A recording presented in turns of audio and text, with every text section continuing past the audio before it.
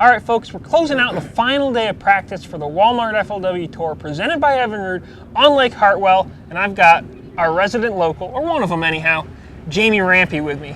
Jayme, can you just go ahead and give us kind of a rundown of what's happening out there on Hartwell right now?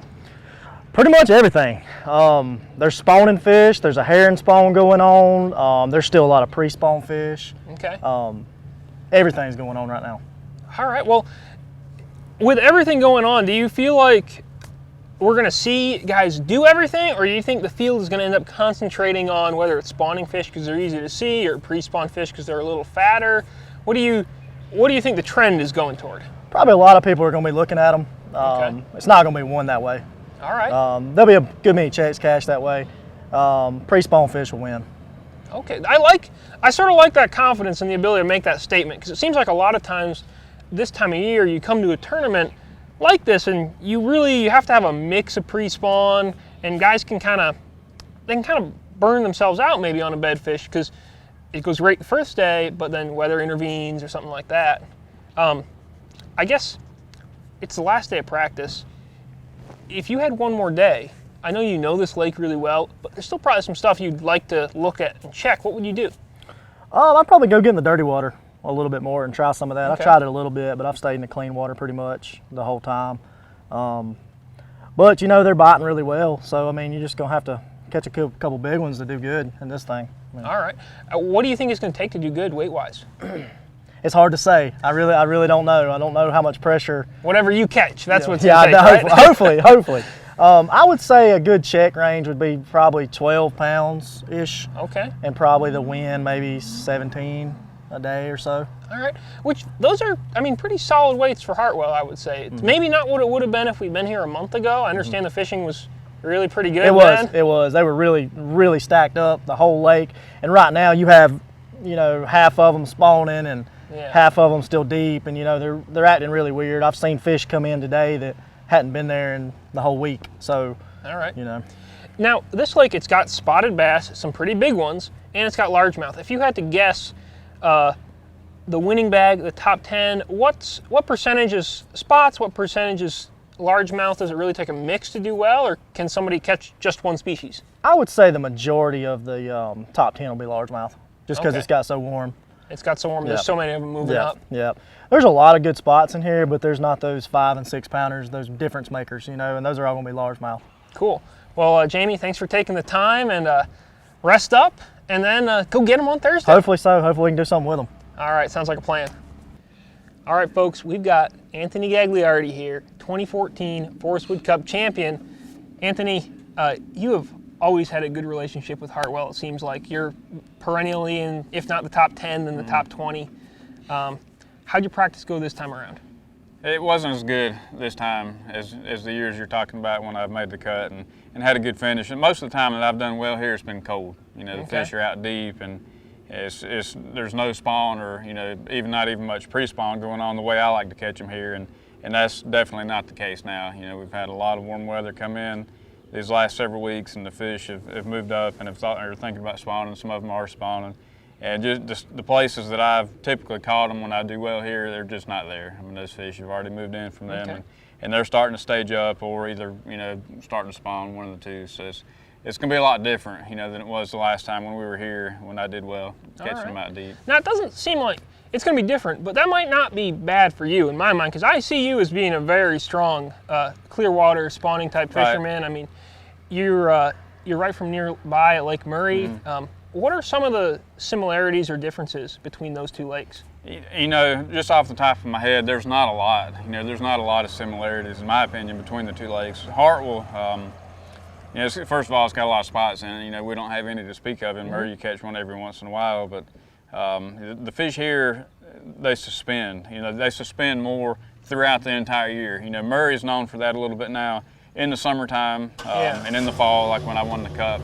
But you know, this time of year and leading up to now, and that early February, late February phase, they like to get on the bottom at Murray still. And these fish, you know, a lot of times they move up in the water column and they'll suspend, and they get out in the middle of the pockets. And I think it has to do with the fact that this lake still has a lot of timber in it. Now, anytime you go to a lake that has a lot of standing timber, it seems like those fish are more apt to suspend, even this time of year, or especially early, stages of the spawn and pre-spawn. So, there's not a lot. Hartwell fluctuates a lot. Murray doesn't get that much up and down, and so, these fish, that's another reason I think that they suspend a lot, is because they can't go back to the same cover year in and year out, because there's just such difference in the water levels from one year to the next. They just don't always get to use the same type of structure. Yeah, I mean, you can see a lot of the stuff in the lake where you've got, I guess, stuff that was probably growing free up on the bank in 5-6 feet of water right now. Right, and some years the lake won't come up this high. I mean, it just it just depends on the rainfall. Okay. So, like you have now, a lot of that stuff's flooded. The lake was down for a pretty good time, a bit of time, and a lot of that stuff grew up, and it's 3-4 feet tall in places. And so now that's got water, which is good. It's good for this time of year, because it gives the fish a place to spawn. It gives a lot of the fry a place to hide. So I mean, it should be a good spawn when the lake's up like this, especially when it's got a little bit of color in places. Cool. Now, you've obviously been out there for 3 days now. You've got the lay of the land. You've caught a few fish, I imagine. Maybe even if practice hasn't gone the way you'd love it to, you have a feel for it. What do you think? What do you think cut weight is, and then what do you think? What do you think it takes to win this thing? I don't know. The top 20, I think that, I don't know that we fished here when we had a top 20 cut. I can't remember. I don't know if we went straight to 10 the last time we were here or not, but I'm going to say for the top 20, you're going to need probably 14, 14 plus a day. Okay. I think if you catch 15 a day, for sure, you should for sure make it. But I like that. It could be better than that. I may be downplaying it a little bit.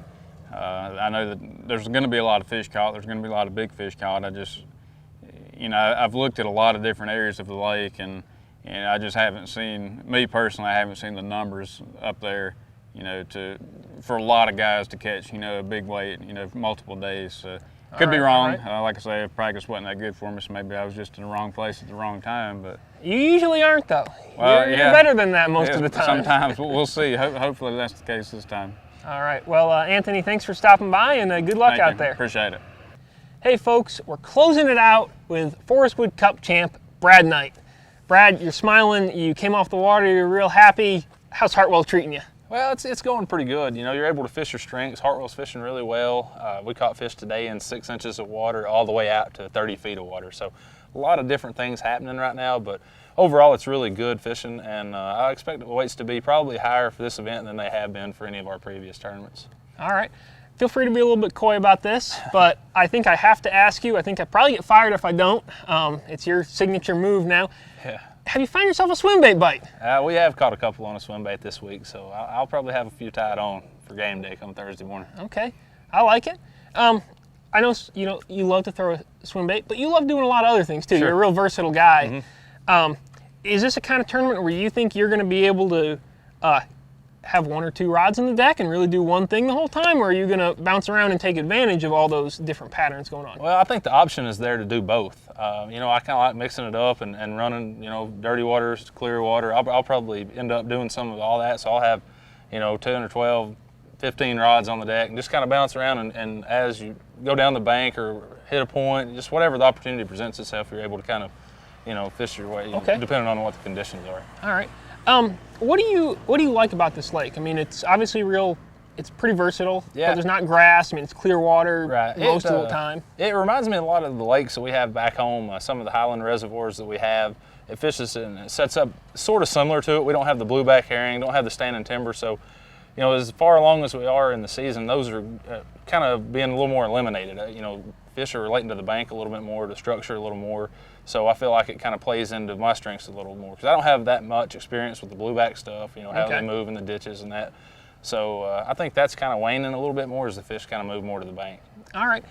One question I've asked a couple guys now, what's the breakdown look like versus the spots and the largemouth? Because the spots in this lake get pretty big, but it seems like they don't necessarily win a whole lot of tournaments, maybe more multi-day type stuff. What's it look like for you out there? Yeah, the spots for us have been relatively small. I've not gotten any of the really big ones, but that's not been a target that I've really set my goals to go catch. The fish are moving up.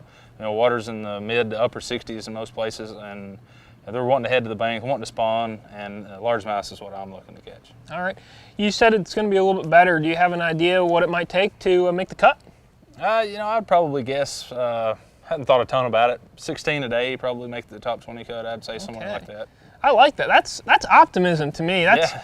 most guys Really probably lowball it anyway because they don't want to look bad. But Right. I like that. I think 16 a you're day gonna see sounds fun. I think you're going to see a lot of really good bags brought in, especially the first day. You know, weather's getting better every day. You know, for fish to move up. Yeah. It's getting warmer. It was 84 I think today. Going to be 81 tomorrow. You know, it's that time of the year. For sure. Tomorrow, if you had one more day to practice, obviously you're off. But if you had one more day, what would you be doing? What would you look for?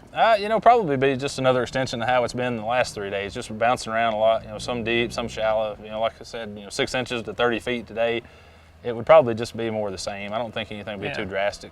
All right, just to try and cover all your bases and Just you know expand see what's what you going got on, going. and then when tournament time comes, then maybe you start to commit to something. Sure. You know, maybe try to find some bedfish that are moved up. You know, just to be able to mark more. Because there's so many up right now. Just to be able to go through and mark the better ones. All right. Speaking of which, how big are the better ones out there as far as on beds? Are we seeing really high quality bedfish pull up, or is it mostly maybe smaller ones? It's smaller ones at this point in time, but I think that things are changing at such a rapid pace that, you know, tomorrow could be I mean, you're on that verge of it being a day or two from being really, really good.